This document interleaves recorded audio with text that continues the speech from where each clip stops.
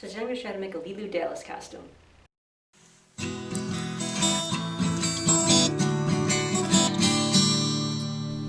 So I started with the shirt because it's the easiest part. It's just a plain white shirt, and then I put pins on the sleeves and the bottom of it where I needed to cut off.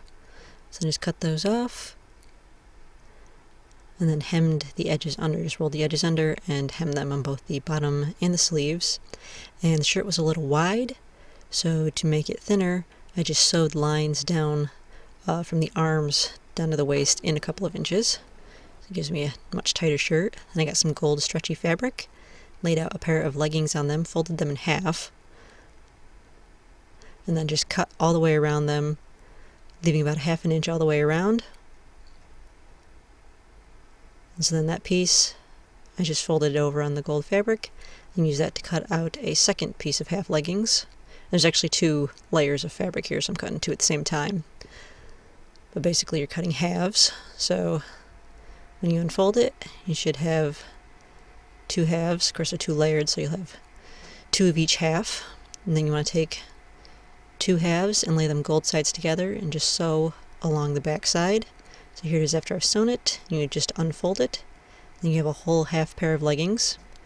And I did that with the other 2 as well. So I've got 2 half pairs of leggings. You just want to lay those on top of each other, gold sides together, and sew down the legs, just the legs, leaving everything open, of course.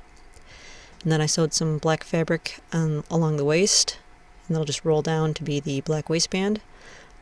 And then I took some more of that black fabric, and I used some fabric sticky tape, and I just ran that along the bottom of it. And then I just ran it down the pants, peeling off the sticky tape as I went. Makes it really easy to just put those black stripes on the pants. Then I got the orange wig, which was a little too long, so I took a pair of scissors and chopped it off to the appropriate length. For the suspenders, I had some felt left over from the Luke flight suit, so it's not exactly the same plasticky material that she had, but I had it left over, so that's what I'm using. And I folded it in half. And then you just want to cut down towards the fold so it gets smaller as it goes towards the fold to make kind of a V. It doesn't have to be a really severe V, just kind of a general getting smaller at the bottom there. And then just cut a line straight down the center, but don't go all the way to the bottom. You want to stop a few inches from the bottom. And then you're going to make the straps by continuing on with that V format, using that middle line as a guide. So here are mine, and that's where the fold was in the fabric. And then on the back side I cut off the straps and just left this little piece.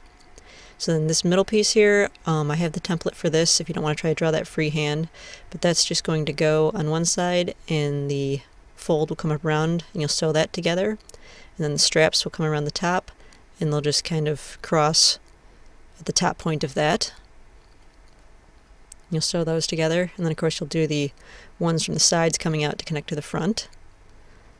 And then you just want to cut all the little circles. This takes the longest, just to cut all these little circles in here, but it looks cool when they're done. Then I also did a Jago tattoo of the 4 elements. Messed it up a little bit, but it only lasts for 2 weeks, so it's okay. And I ran out of color ink when I tried to print my multipass. I do have a template for this. The template is in color, but I just ran out of color ink, so I'm going to have to have a black and white one until I get some color ink for my printer. Trace the template pieces onto a piece of cardboard, and then those will just, the little pieces will get glued onto the main piece just like that. And you'll cut 2 of each piece, so you'll do that with the other half as well. And you want to make sure those are pointing separate directions so that you can flip them over and stack them on top of each other. And so then you just want to paint both of those pieces, paint the gray, and leave a little bit of white on the rectangle piece there. And then you just want to do the inside of that circular piece, paint that yellow. And there's a tiny little red line that goes next to the other one. There's a lot more details on this, but I simplified it just to make it easier so you can add in the extra details if you want. I chose not to. So then you just take your piece and measure it, make sure it fits around the multipass, and just kind of mark out where the edges are. My multipass is actually a little bit too big. I did try to shrink it for the template, so hopefully it comes out smaller than mine did. And so then just cut out your piece of paper. You want a little bit hanging out the edges. Get yourself some cardstock. Yellow would be best, but all I had was lime green, so that's what I'm using. Glue the pieces of the multi-pass to the front and back. And then you should have a little bit of green sticking off the back. Mark out where you need to cut. Cut that off the front, and then cut the green off, or whatever color you have, but just cut the excess off the top and bottom, but leave that little strip on the back end of it so it hangs out underneath the cardboard pieces of the multi-pass. And just glue all those together. You can see the green still hanging out there, which is exactly what you want. And so then just run a chain, drill a little hole in the cardboard, and run a chain through it, and then you've got your multi-pass. You shall not pass! Multi-pass, multi-pass, multi-pass.